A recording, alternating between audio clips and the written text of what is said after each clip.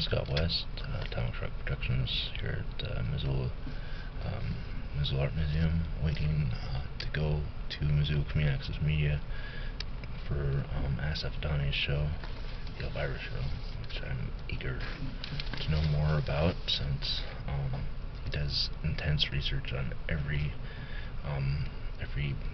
that he's showcases. This one's Elvira, which is really cool. Anyway, I'm going to read you some Plato and some different books here on my camera. So, all things, I'm just starting wherever. All things are good, which evil is unmingled. In these latter words, he does not mean to say that all things are good which have no evil in them, as you might say all things are white which have no black in them. For what would be ridiculous, but he means to say that he accepts and finds no fault with the moderate or intermediate state. I do not hope, he says, to find a perfectly blameless man among those who partake of the fruits of the broad-bosomed earth. If I find him, I will send you word. In this sense, I praise no man, but he who is moderately good and does no evil is good enough for me, who love and approve everyone.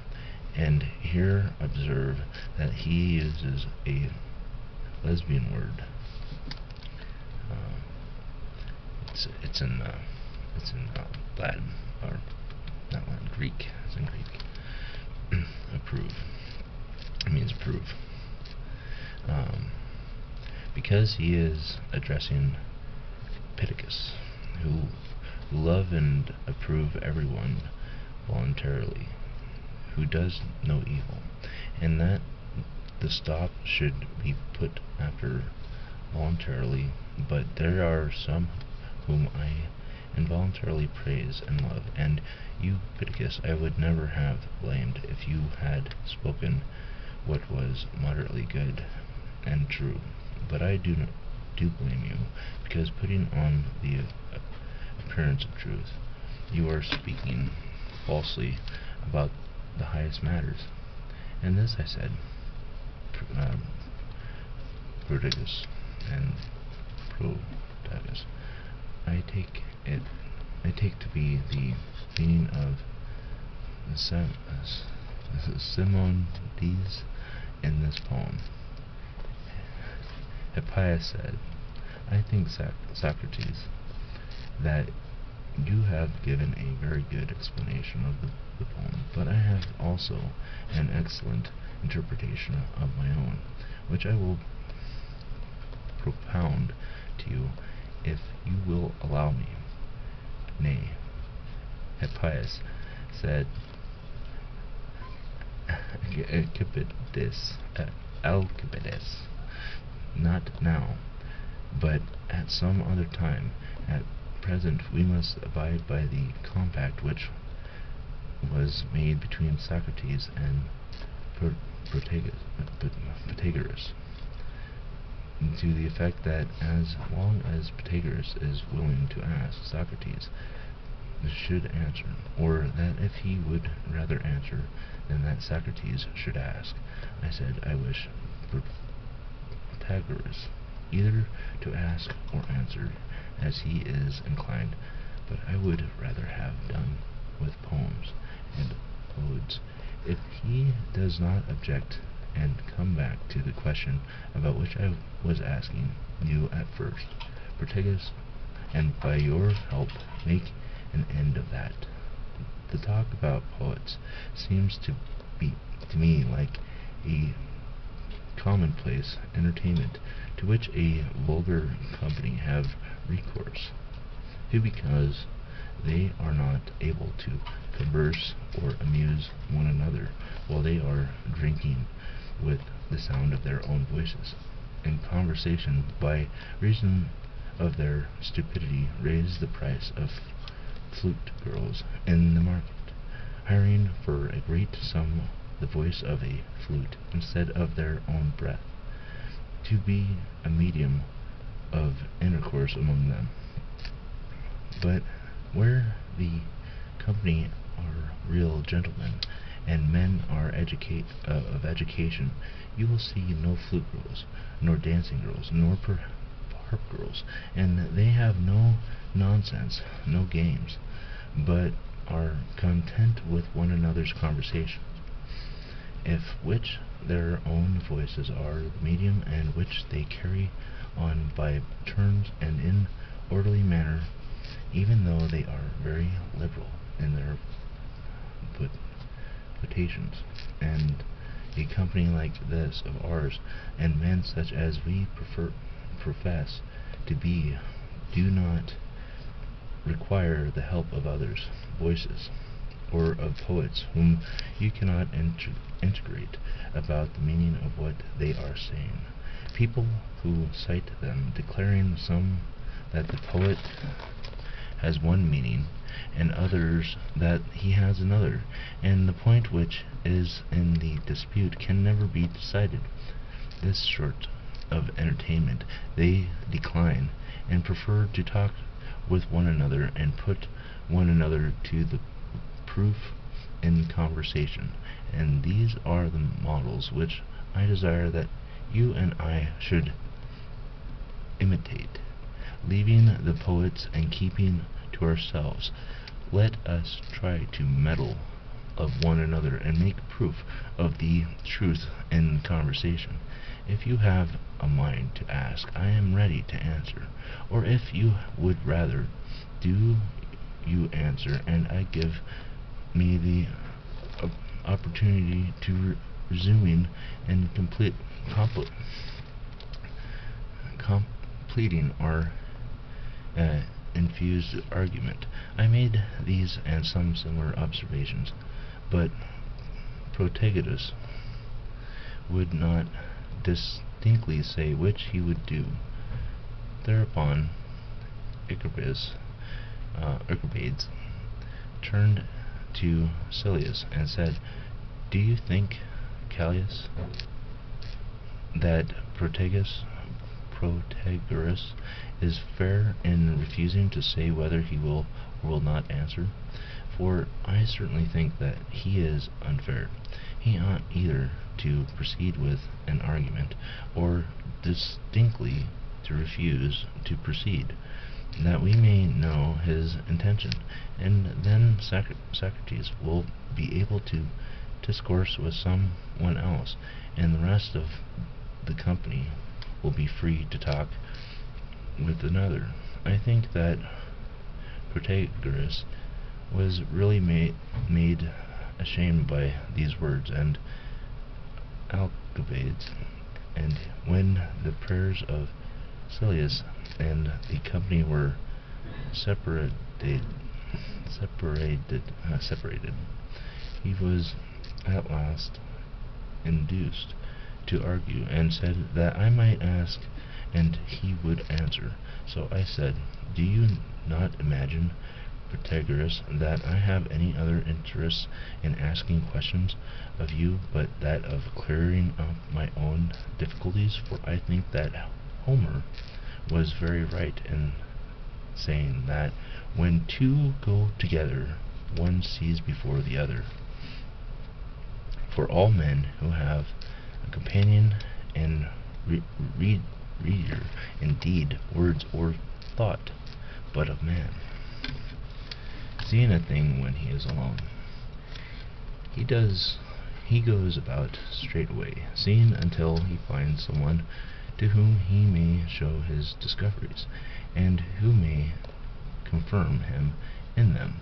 And I would rather hold discourse with you than with any one, because I think that no man has a better understanding of most things which a good man may be expected to understand, and in particular of virtue.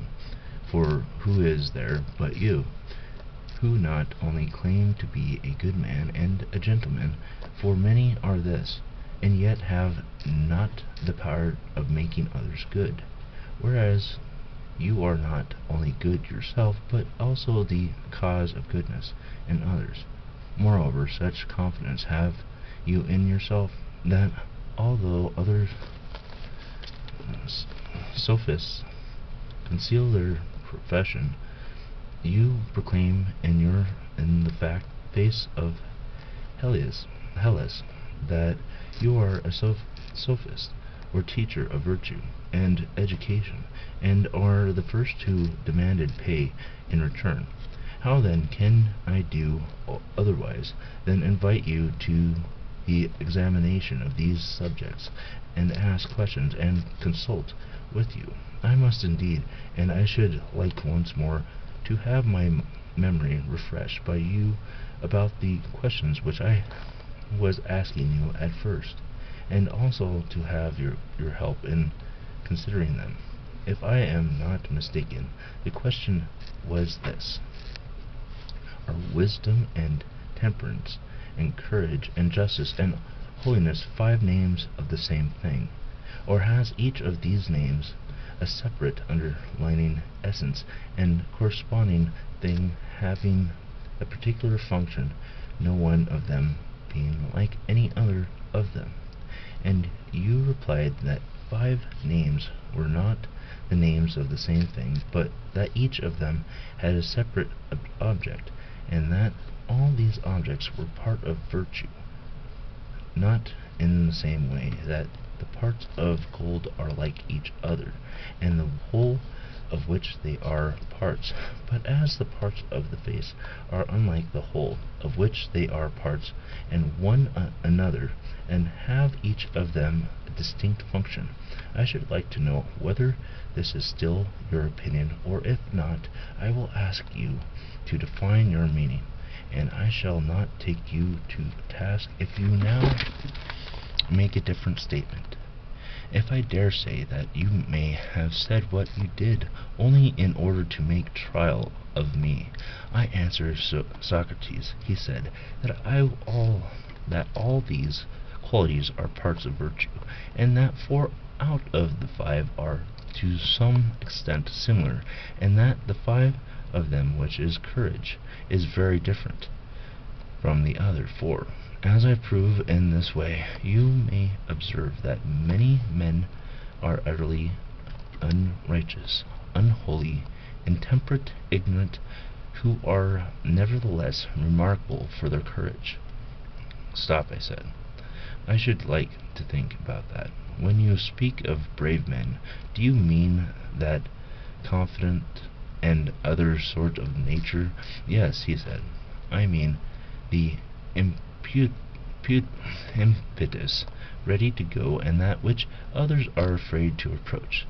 In the next place, you would affirm virtue to be a good thing, of which good thing you assert yourself to be a teacher.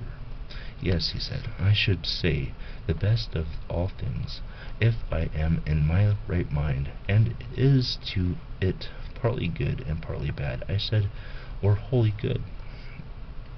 Wholly good, and in the highest degree. Tell me then, who are they who have convinced them when diving into a well? Tell me then who they who have confidence when diving into a well. I should say the divers, and the reason of this is that they have knowledge. Yes, that is reason. And who have confidence when fighting on horseback? The skilled horseman or the unskilled? The skilled.